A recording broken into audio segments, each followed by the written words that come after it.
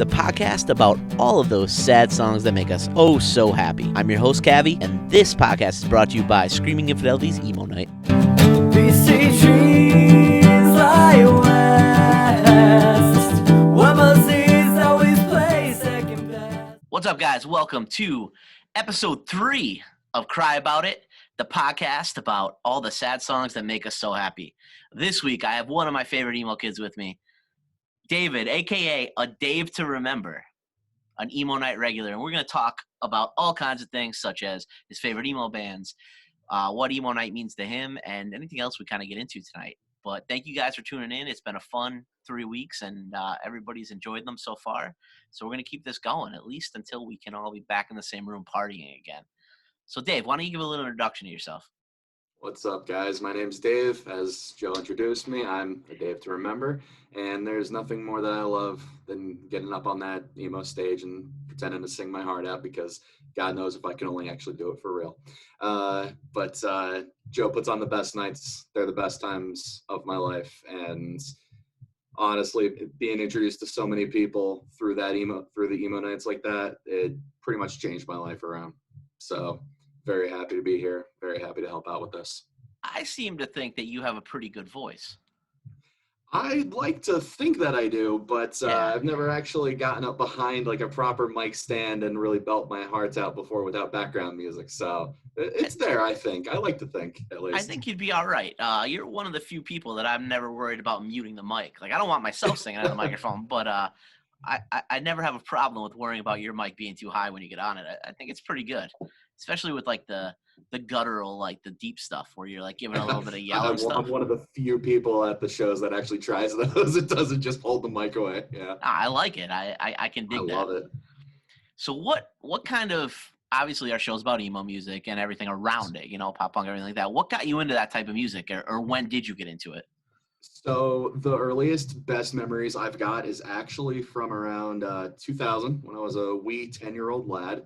Okay. And the two biggest albums around that time that actually started shaping me towards everything, believe it or not, were kind of outside of emo. It's actually Hybrid Theory from Linkin Park, and the Saturate album by Breaking Benjamin. They got me into like a more modern type of rock, because like I love my parents' style of music and everything that I was listening to around them, but they were more like, you know, hair metal, like Ozzy Osbourne, like that kind of rock music and stuff. And I remember years later, like early high school, we just started learning to drive our cars and everything like that. And my one buddy was like, "Hey, I got this song I want you to listen to." I'm like, "All right." And he played A Shot in the Dark by A Day to Remember for me, and it blew my mind, just absolutely annihilated my brain. And then I kind of forgot about it for a few months. And then I still remember it was the summer after I graduated, and my best friend Matt walked up to me and he's like, "Hey, I got this mixtape if you want to listen to it." He gave it to me, and it turns out it was a mixtape from Warped Tour. And the first song that was on there was Downfall of Us All. And ever since then, my life was literally changed that moment. That day, I went to Gallery of Sound. I picked up every album by A Day to Remember that I could find, started exploring the music more, realizing that there was this whole genre of people that like loved this type of music and were passionate about it. And life has never been the same since. That's awesome. So there's a couple things I want to unpack from that. Like, I think that I hear a lot from a lot of people that Linkin Park was kind of their gateway into emo, you know, or screamo, things like that, right? Which Definitely. I totally see that. And those guys, to me, so obviously I'm a little bit older than you, not that much, not to date myself, but so Linkin Park to me was always like, they were radio rock, right? But like I always appreciated it because I thought they were groundbreaking. So like when I was growing up, they were mixing the rap and rock stuff like more than anybody, and like the solo albums with the rock and everything. And I've heard from a lot of people that was kind of their intro, and the later Linkin Park like kind of leans towards that. So that's kind of cool, like where my mind puts Linkin Park in a different category, but I totally remember them coming out with that album, Hybrid Theory. And then I also remember the tours surrounding that had like My Chemical Romance, The Sleeping, Medina Lake. Their tours were amazing. The best thing I can say in regards to like how far out Linkin Park expands in that line is the tribute concert that they did for Chester Bennington when he passed away. Right. All the guest artists that performed there. You had Ryan William Key from Yellow Card that performed. You had hoping I get the name right, Gavin DeGraw from like Bush, who had his own solo thing. They had the guys from Avenged Sevenfold. They had Jeremy from A Day to Remember was there. NGK even came out on stage and was doing stuff. Mm-hmm. They had Ollie Sykes from Bring Me the Horizon. Like Blink 182 as a whole band was there. They traveled and introduced with everybody. So they were a great gateway band to get into. For real. And then definitely, I mean, being from our area, it's kind of hard to avoid Breaking Benjamin, right? Oh, yeah, no, of course. And plus, I even heard them on the local radio stations. Right, so right, you know. Yeah. And I mean, one of my favorite bands of all time, like I appreciate them. I'm not a huge fan of that genre, but especially like the Diary. So I was a senior in high school when Breaking Benjamin's Polyamorous came out, right? So like I remember like senior year of high school, like that was like heavy and I loved it and banging my head to that and everything and knowing them to like an extent, like from going to shows and everything like that. And yeah, of course.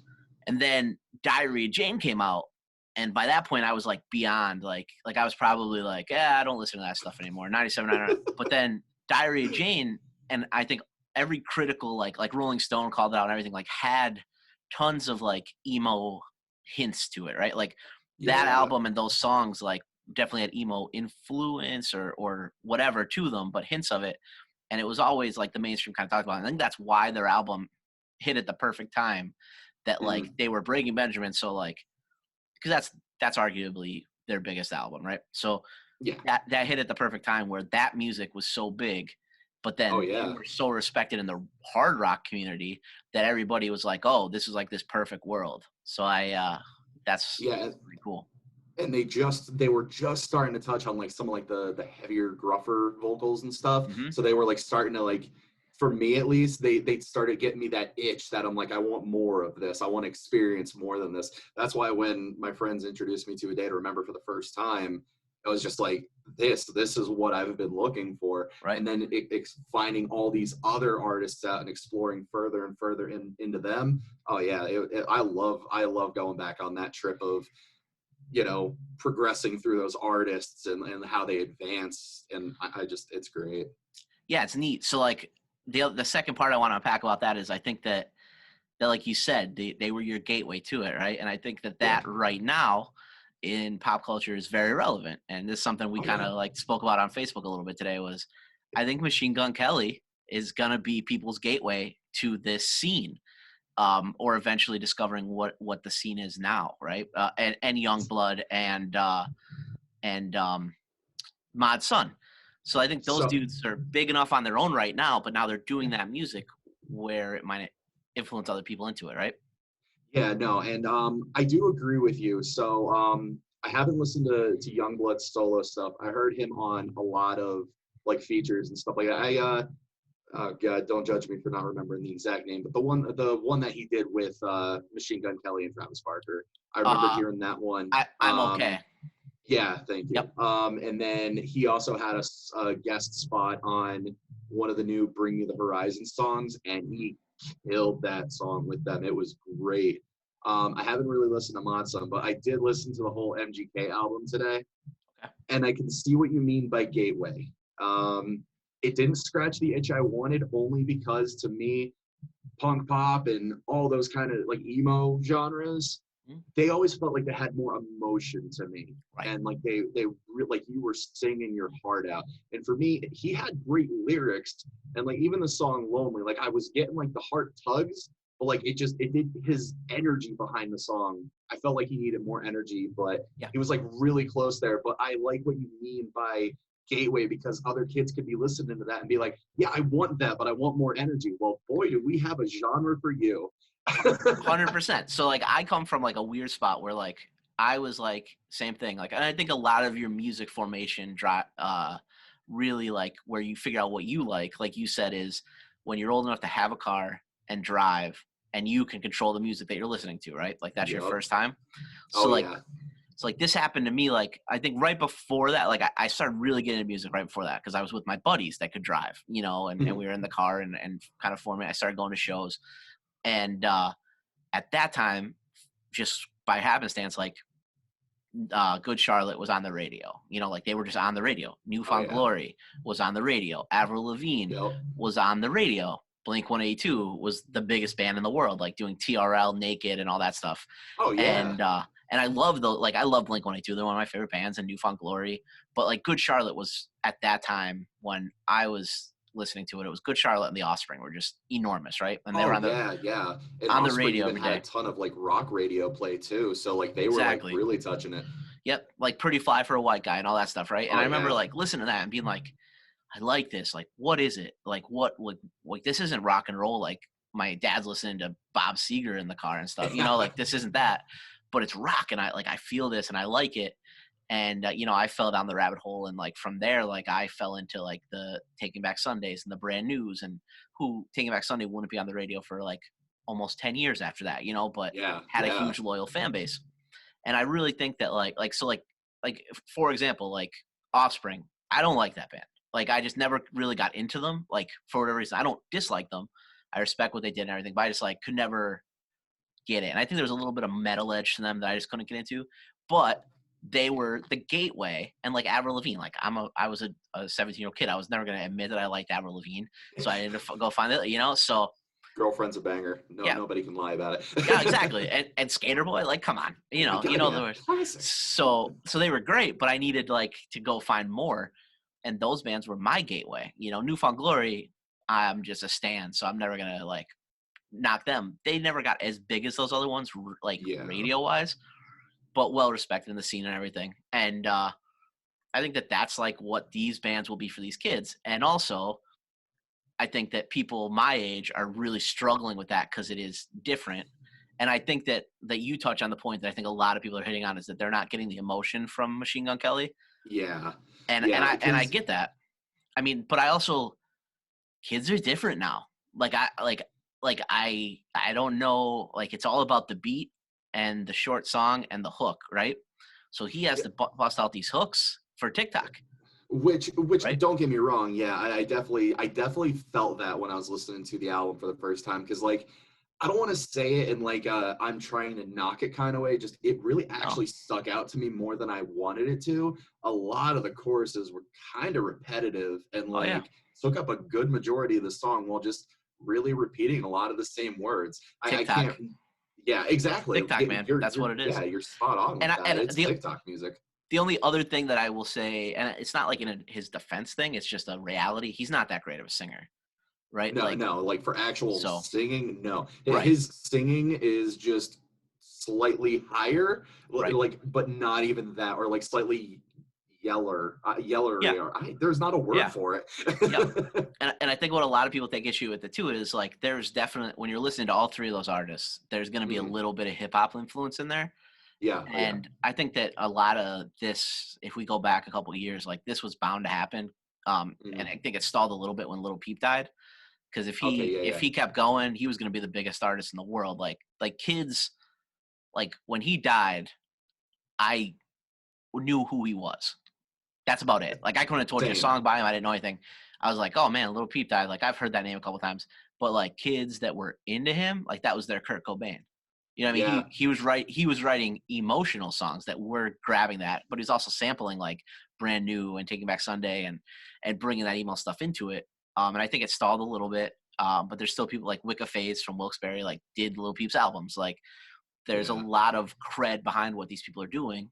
And I just think that but there's going to be that hip hop in there so that's not our pop punk, right? But my pop punk, when I was in college, I had a professor who loved the Dead Milkmen and the Descendants and stuff, and that was his pop punk. Like he would listen to mine and be like, "That's not pop punk." So it's all cyclical and it just comes around again. And I think it's interesting. And then like that's the funny part about emo music too, is like emo music as a whole encompasses so many different genres too, that like, you know, one of the most common things that I get is like, you know, I have to talk about A Day to Remember because I mean it's me, but like you get like metalcore fans that jump in there, or the post-hardcore fans, and they're always talking about like how it's not that heavy, and it's like, but they're not going for just heavy. They're going to expand to Right. multiple genres and introducing themselves to multiple people. And so then you have those like diehard genre fans that you have to break through that barrier just the same exact way.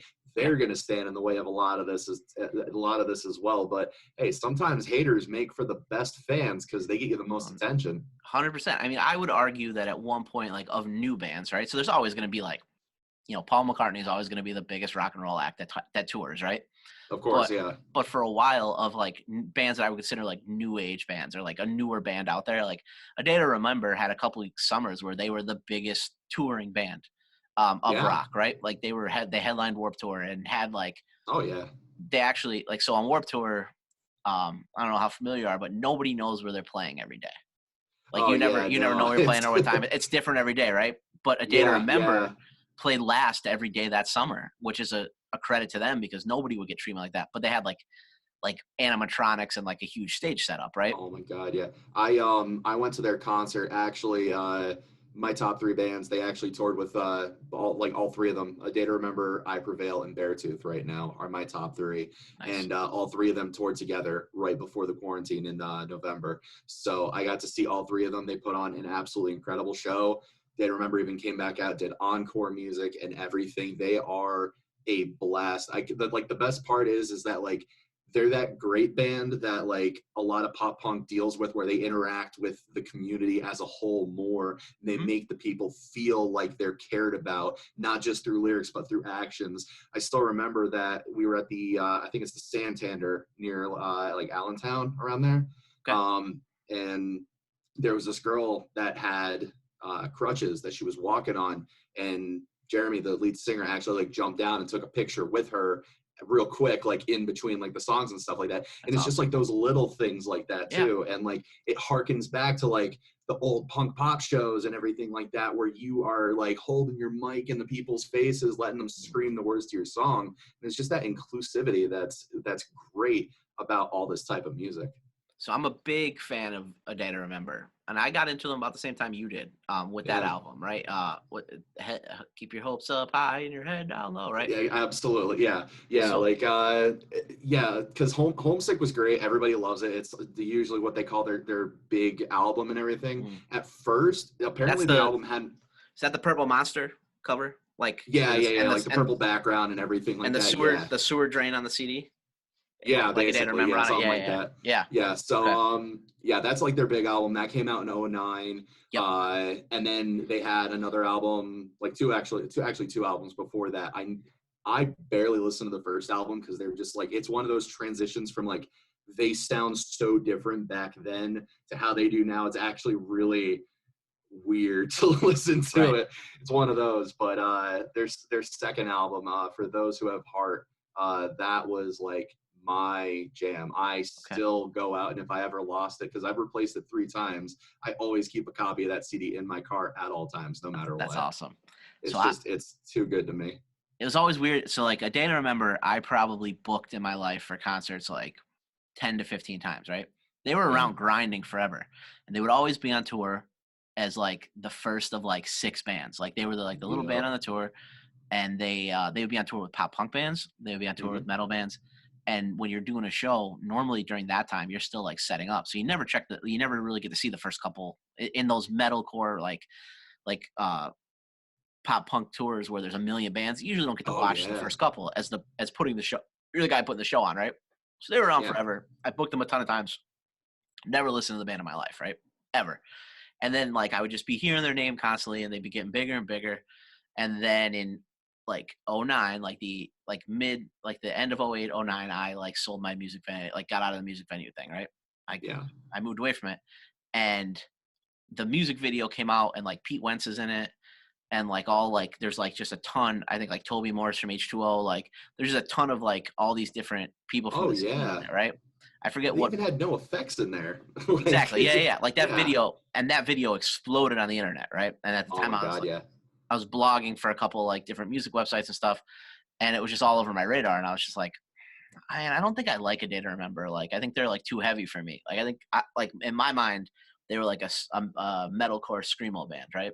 I was Yeah, yeah. thinking more along like Under Oath lines, and then I Hmm. like listened to, which I guess they are, but they're also just as much like Fall. You know what I mean? Like they're this awesome thing. So I listened to that and I was just like, oh, wait a minute, this is pop punk with breakdowns. Like I'm in love with this. Ran out, Yeah, exactly. ran out. That gateway, man. That Yeah, gateway. You get your pop punk. You get yeah, those little breakdowns. Get a couple people that like those breakdowns. I want more of those. Now they're exactly. suddenly into heavier music. Yeah. Yeah, you got that double bass in there, Oh and yeah. I loved it, and I love that whole album, and since then I've obviously like downloaded a ton of their music and gotten into them a little bit more, and we play them at emo night and everything, and they get an awesome reaction. Every time. Yep. Every time. So yeah, that's definitely like cool to talk to that progression, and that we're able to relate it to something that's going on now. So I think that's what's interesting about it is like you're gonna have multiple people benefit from this MGK thing, right? Because like he's got Oh yeah. the hip hop influence in it, and so do the other two. And I think that people are gonna really go out and find pop punk bands that they love from him, but also some like other of those emo rappers that are like float like that JXDN or whatever. Basically every hip hop guy that Travis Barker is working with right now. Like Travis Barker has a whole Yeah. roster of people, right? So they're all Yeah. gonna benefit from it too, right? Yeah, and I mean, like, I'm old school. I still remember those old, terrible quality YouTube videos of Travis Barker doing remixes of Soldier Boy and stuff like Right? that. Like, Exactly. dude's been on that scene for a long time, Yeah. so it's great to see how that's going. It's really cool. It makes me very happy. So I mean we touched on A Day to Remember, obviously being, and then you mentioned I Prevail and Beartooth. Who are some of your other like favorite bands like in this scene that you really like? In my particular scene, I mean, like I mentioned before, Linkin Park is still my favorite band. Like, Mhm. I go harken back to them just because, like I said, they're the gateway. They're the ones that got me, and they're right there with the Day to Remember. Chester, I think, was like the first time like I cried, just like from realizing, holy crap, one of my idols is like gone. Right. And so, but I loved evolving with their music, and they're actually the reason why I diversify so much. Like I listen to hip hop, I listen to rap, I listen to country, I listen to electronic music. I've expanded exponentially, and I'm always willing to just listen to music before judging anything. So I mean, like beyond A Day to Remember, I Prevail, Beartooth, because of I Prevail, they actually did a feature with Joyner Lucas, so he's now one of my top listens. I love his stuff. He's really cool. Post Malone, all of his music is great because like his music, if you added just a few more guitars to that, he would be like right alongside like MGK right now, I think. And I think he was kind of trying to push on that when he did the song with Ozzy on his last album. Like he was like starting to push those boundaries there too. I was gonna say I could see MGK now making it comfortable Yeah. for more hip hop people to do the rock thing, because I think there was like a little trepidation behind it because I mean Lil Wayne put out a rock album and it sucked. Yeah, yeah, Like but there's no way I around don't it. Like think it they had talked that. about that. Yeah, it had the one song with like the guy. It had one song that like hit the radio and it was good, and then they I dropped feel the like whole I know rock what you're album. talking about, but God knows I can't remember the It's name of it. it's the white singer that had that song with he had like a huge song at the time. He's like somebody's dad's, like his dad's like real famous and was like the dad from Growing Pains. Oh I can't think of man, his name, but that guy like yeah, I don't remember that, but he yeah, was like a yeah, big R&B singer, but they did like a rock song. yeah. And then they put out the whole album and it sucked. So I think some people kind of like shied away from it for a little while, and like also there was also the corniness always associated with like Vanilla Ice went metal after he was Vanilla Ice, so it was like, do I want to be cheesy like that? Yeah, and But I think genre MGK changing found like it. that. Well, that's my whole thing. Like we can debate the music quality all we want, or taste, but so I'm always like music has been my job for a long time, right? Like it Yeah. was for a long time. Like I always joked like I can't book bands that I like because I always lose money. Like if I'm like I love that band, I want to book them, I'm going to lose money because my taste is my taste. So I have to look at numbers and data. I mean, the guy has the first rock #1 album, of a new artist. New artists, like obviously like Paul McCartney puts out an album, it's going to #1, whatever. But like Yeah, of course. MGK took a pop punk album to #1 and had a #1 single. That's not me being a stand for him. That's just me being like, so from a marketing and music industry standpoint, this is where this is going, right?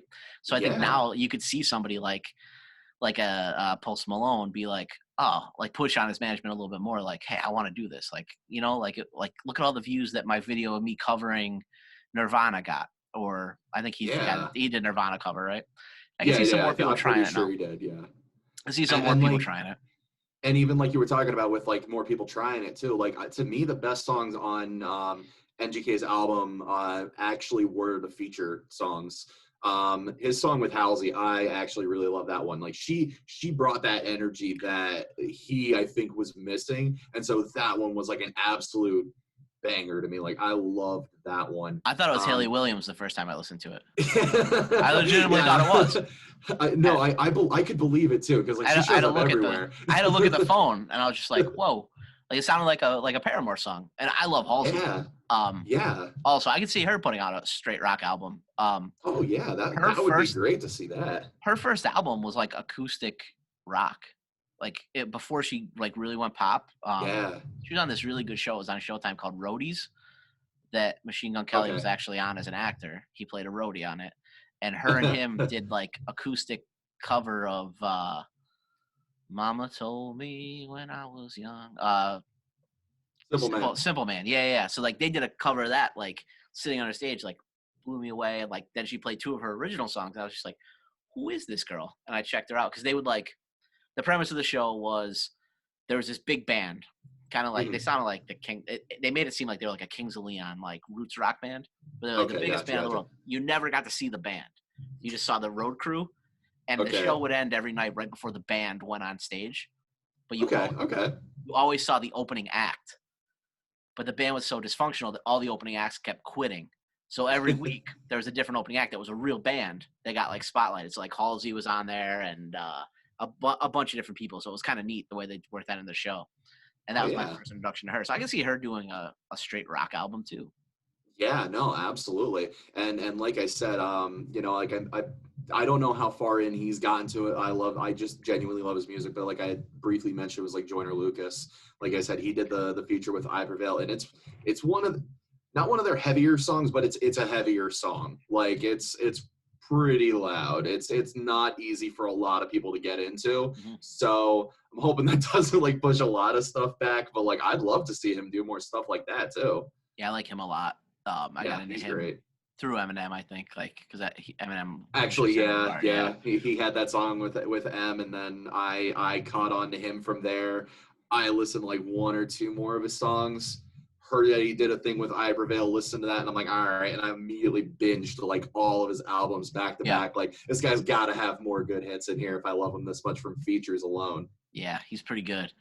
So then I guess I wanted to touch on so the email you sent, like, definitely like hit me pretty hard. Like I enjoyed that, right? Or well, appreciated it. Not necessarily enjoyed it, but taking it back to emo night. And if anybody's just randomly listening, kind of the premise behind this is that my partner DJ Hirsch and I throw emo nights, and over the last couple of years, it's really evolved into a big family. You know, we do it, and we've gotten to know a lot of people, and it's really special. That's why we're trying to keep this going so that we can kind of highlight some of the people that come to it. And Dave sent me an email. I got a bunch of emails, but yours kind of stood out because you kind of talked about. I think your exact words were, you felt accepted and at peace at emo nights and shows and stuff like that. And yeah. I personally like that hits me hard because like I grew up like the sports guy, right? Like, so like I played sports my whole life and like football and baseball and basketball and everything. And I was like, whatever. I was okay. Like I played, but I was always way more interested in music. Right. Yeah. But always. And I like my best friends are my best friends. They're the best friends I have in the world. But like, I also like never totally like fit that mold. Right. So so I was looking for something more. And then like the first time I went to like the Cafe Metropolis and got pushed into a mosh pit and like fell down and got immediately picked up by somebody and given a hug with somebody I didn't know, a stranger, and everybody screaming the words of the same music. And I could go to these shows alone. And by the time I left, I had all these friends that were new people, and this whole community that was built around it, like, changed my life and sent it in a whole different direction than it ever probably would have been. Right. So Yeah, when you said those words, that like hit me. Can we talk a little bit about that? absolutely. One of the other things I know we only had briefly talked on was you asked what my favorite moment at emo night was, Mm-hmm. and this kind of leads into all of that. It was like 3 nights after Christmas. You were throwing out gifts up on Stage West and everything like that. And I remember I showed up early to that show, and I was like, all right, I want to grab something to eat. Got there with a couple of people, had a drink beforehand, and I walked up to you, said, hey, what's going on? And then right before I left there, you said, hey, stay close. I'm going to need you soon. I'm like, oh God, okay, can I do this? Like, I was already starting to get like, I remember jumping up on stage. The last emo night before that we'd went to was at Sanuna's, like you talked about at Hirsch. Like that was scary to see somebody try crowd surfing at Nuna's. Yeah, it was nuts. And so I remember you said like stay close. So I did, and I got there. And as soon as the show went, it went dark. I jumped up on stage. You handed me the mic, and then I heard the da da da da da da da, and I'm like, yes, let's do this. And I did that. I still remember you gave me one of the surprise gifts up there. It was just like a Smirnoff or something like that. I drank that on stage. Started hearing people in the crowd chug chug chug. I did that, and then like I saw that like. I saw that energy in the crowd, and it made me want to keep doing it more. And it like seeing those people excited to see me up there gave me this feeling of like, holy crap, there are other people that love this as much as I do. Right. And as soon as that song was over, I waved, I jumped off stage. Everybody was walking up to me, yo, dude, you killed that. And they were just like, I felt so accepted to be me. Like that was my music, what I like. And I talk to and know so many people. So it is so hard to find other people that you can share things with, and to just find this group of people that likes the same stuff. It really did like fill in like a missing part of me. That's the best way that I can put that. That's awesome. I'm glad that that we could create something like that. And I think there's a bunch of people that feel that way, at least from, we get messages and comments and stuff a lot. And it kind of hit me around, like, I think it was December 28th this year. I think it was a year since our last emo night. Right. Yeah. And I like had stuff going on in the morning, and I got up and like I hit my phone like probably around noon, and it was just like tons of messages and all this stuff. And I was like, before that, Hirsch and I were kind of like, man, is anybody even going to remember that we did this, like, when it comes back and everything? And then it was like, man, we have to bring this back. Like, it means, to us, it's like something that we do, and it's become more, like I said in a couple other ones, like it started out as a joke, and now it's something that I take super serious and put a lot of time and effort into. And I can't wait, because I miss everybody as much as, they miss the emo nights. Like it's cool. And it gives me like I want to put on the best one ever, right? So I put like hours into every song is thought out with purpose of, well, like everybody's gonna go nuts for this, so we need to kind of calm down so we don't tear the place down this next song and stuff like that. I'm telling you right now, you started this off by saying you think I got one of the better voices. I know how it is. You got to make sure that you find good recordings of music to play. I'm telling you, if it means a lot to you, a day to remember, anybody that listens to this is instantly going to be jumping for it. I'm telling you, you get that song, you'll have the entire place singing with you. It'll be great. So message me that after this, so I remember, and we'll work that one in for sure. Yeah. But is there any like so you said that was one of your favorite memories. Yeah. And so I know I've met so many people through this, and you're one of the people who, like, everybody that you kind of talk to, like when I shared this, like everybody was stoked to see that you were coming on. Have you found that you connected to a bunch of people through emo night, like new people? So because I haven't really had much of a chance since all those emo nights to really talk to as many people, I've reached out to them more, and like there is like that little bit of like kinship. It's almost like the internet friends You know, the best Yeah. way to put it there. Those Yeah. people that you have on your social media, you share memes with them back and forth and everything like that. And you feel like that common interest and everything. You just, don't always get a chance to see them or anything like Yeah. that. But like there are more than a couple people that I've met at these emo nights that I'm happy that I can now like talk to, because I really enjoy talking to them as friends. And I look forward to seeing them like every single time those shows are going on. And it like I said, it really does make you feel just accepted to like reach out and meet new people that are just like so excited to do that. Because like a lot of these people that go to these shows are kind of like on the introverted scale. Like they usually don't do this, or like they keep like a close group of friends. And then to go to these shows and see like, wow, I'm not by myself at this. There's a lot of people here. It just gives those people that like that reassurance and that hope. Well, so these aren't an easy sell to a bar, right?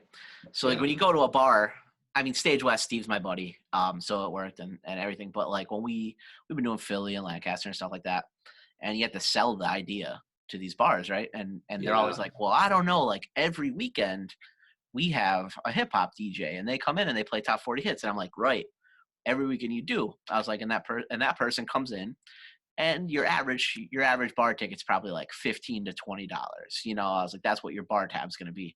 I was like, Yeah. but I was like, our people go out once every 3 months when we come to play this. So they're all going to come that night, and that's their one night out. They're a little bit older. They're a little bit more introverted, but they come out to have a good time. I was like, your average ticket is going to be $40, and you're going to have your room filled front to back. I was like, they're going to be respectful. They're going to tip well, and they're going to have good fun. You're not going to have any problems the entire night through. And that's kind of why we have always, everywhere we go, we get rebooked the night of every single time. At the end of the night, it's like, you can barely stand up. I just jumped around to pop punk music and Converse for 5 hours, and I'm ready to cut my feet off. And I just want to like get out of there. And like bar owners want to sit down and talk about like, well, let's open the calendar and see when we get another one on there. And it's like, all right, just email us and we'll figure it out. And I think that, so credit to everybody who comes to these things. They're supporting the local businesses that they're coming to, and they're making, a good impression on them, because it's just there's a commonality between everybody that's there. Everybody's so different, and that's what makes it such a cool community. But there's a commonality between everybody, which I think that most people who come out to them find, and it can be your first time or your fifth time, and you're going to be embraced the same way. Yeah, and like the community even has like a sense of like, I almost want to call it kind of like a self-policing in a way. Like I think like at the emo nights, maybe one or two people got a little too drunk and that's about it. But like their friends were there, they took care of them, they got rid of them. I never had to see security have to step in at any of these shows or anything like that. And like it was always like, the only problems that ever came up at these shows is that there were too many people on stage or something. Right. Just so many people were excited to do this that they had to be up there. And so that's the worst of it though. Like Yeah. this is a great community to be involved in, because everybody just naturally and inherently is kind. And if you're not, you're going to be politely shown the door. Exactly. That's the great part. 100%. And yeah, I think that's 100% true about everybody, and it's been kind of neat. Whenever you do see a problem, it seems to be like the drunk guy that wandered in off the street that doesn't know what's going on, and just wants to take things a little bit too far. And like you said, or you bring Craig Owens out on stage, and 500 people want to be up there with them, and it's like, oh, okay. And then, but we have. Stage West has amazing security, so they understand it and they get it. And anywhere we go, we talk to security, because like if you think about it, our show is the complete opposite of what every security guard's trained to do. Whereas ours is like make sure people get on stage and then safely off stage. It's normally like keep everybody off stage at all costs, So it's interesting to try to do that, but also like you said. Everybody's so excited and they take ownership in it. I mean, these emo nights, the show really is the people who come out, right? No, it absolutely is. And like, I love seeing some of the personalities of these people that come out on stage. Like some of our, you know, our common regulars and stuff, they just got this like stage presence that they get up there, they grab the microphone, and you're like, I know you're gonna rock this. And like, just for me in particular, I know I've seen other people doing this, and this is what I love about our little group here, is that like, you know, a song's coming to an end. I know that I don't know all the words to the song, but I see somebody in the crowd that's singing along to it already. I point the mic at them and I'm like, get up here. Come on, you can do this. You're going to love this.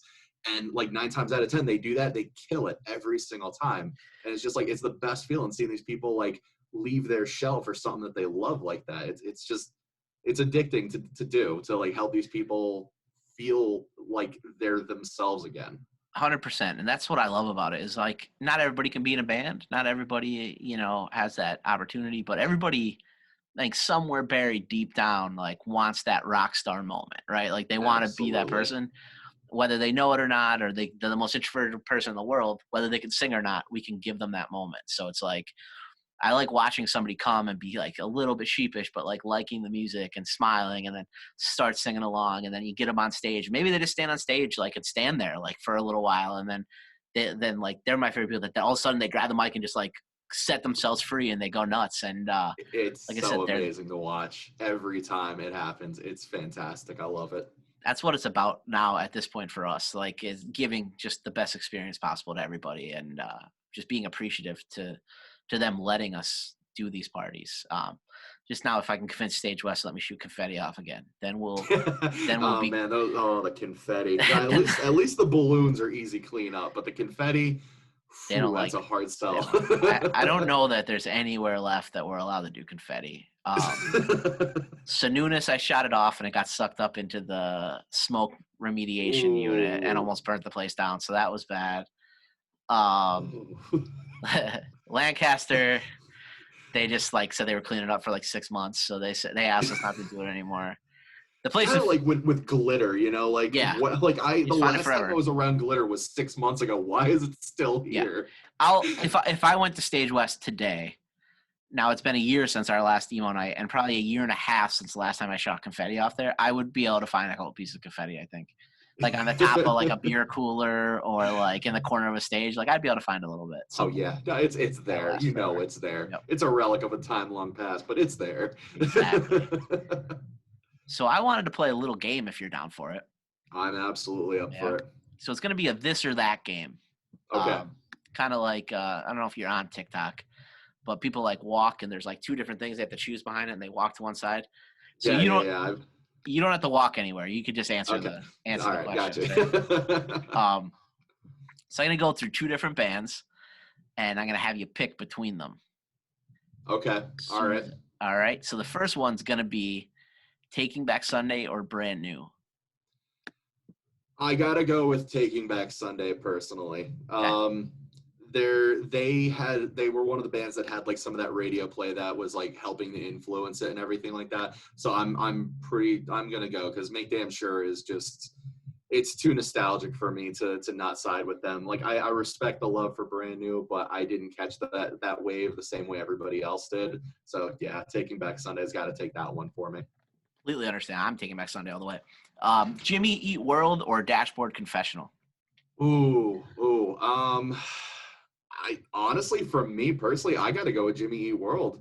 I know more songs by them and rock out to them harder. There's those classics by Dashboard, but like on a whole scale, I got to go with Jimmy Eat World for that one actually. Nice. Which I totally respect. I'm clearly the name of our Screaming Infidelity. I'm a Dashboard guy just because they're my. Yeah, like I was expecting to get a little bit of hate from that answer, but I mean, come on. The Middle is a banger.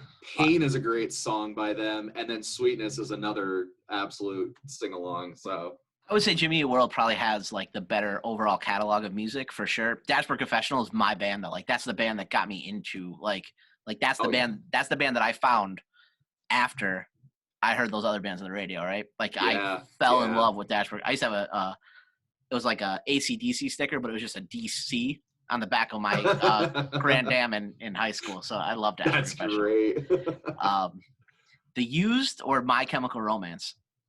Oh, I like The Used, but I mean it's MCR, man. You gotta give the respect where it's due.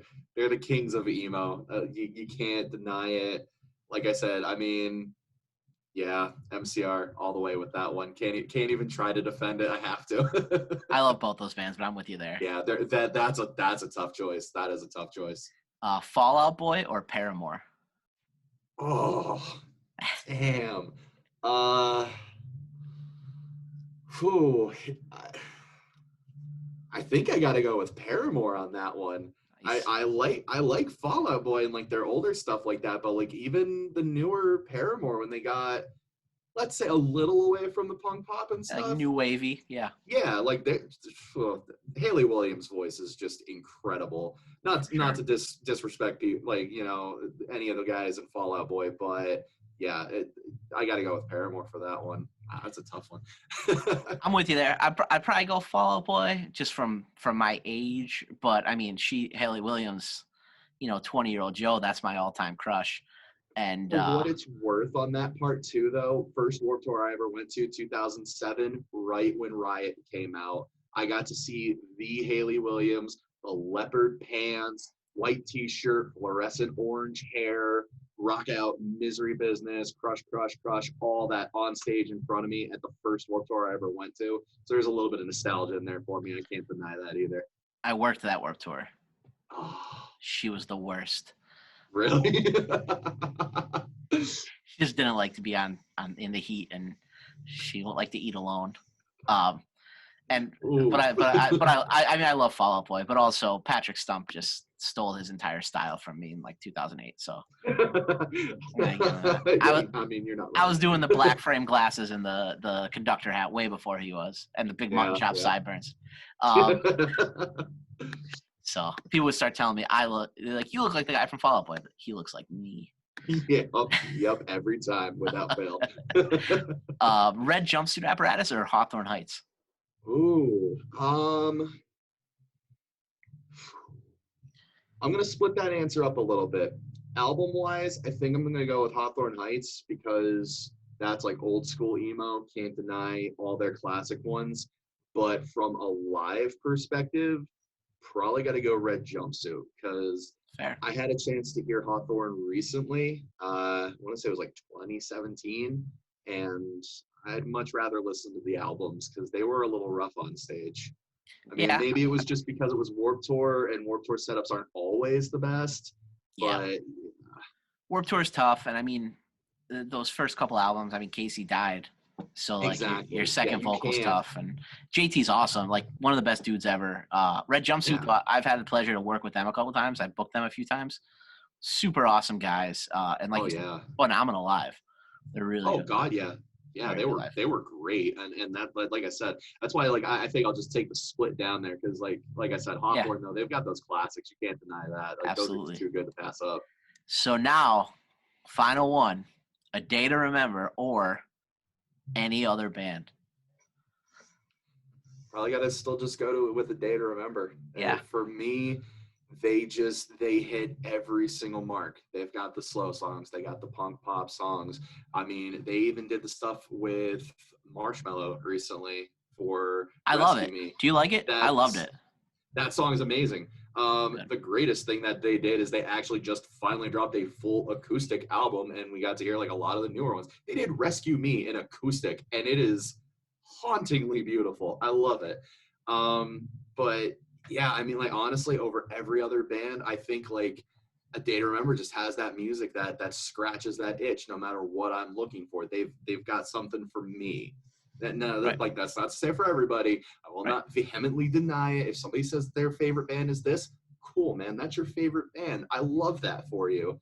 But this is mine, and that's why I'm a Dave to remember. Yeah, exactly. I would expect nothing less, I guess.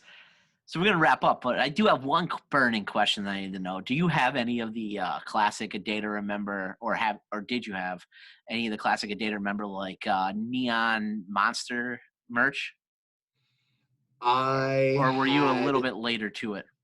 I was a little bit later to it. I think I had a couple shirts, but unfortunately, they were smaller shirts from when I was in high school. So I quickly outgrew those and vastly underappreciated them. So they are long gone.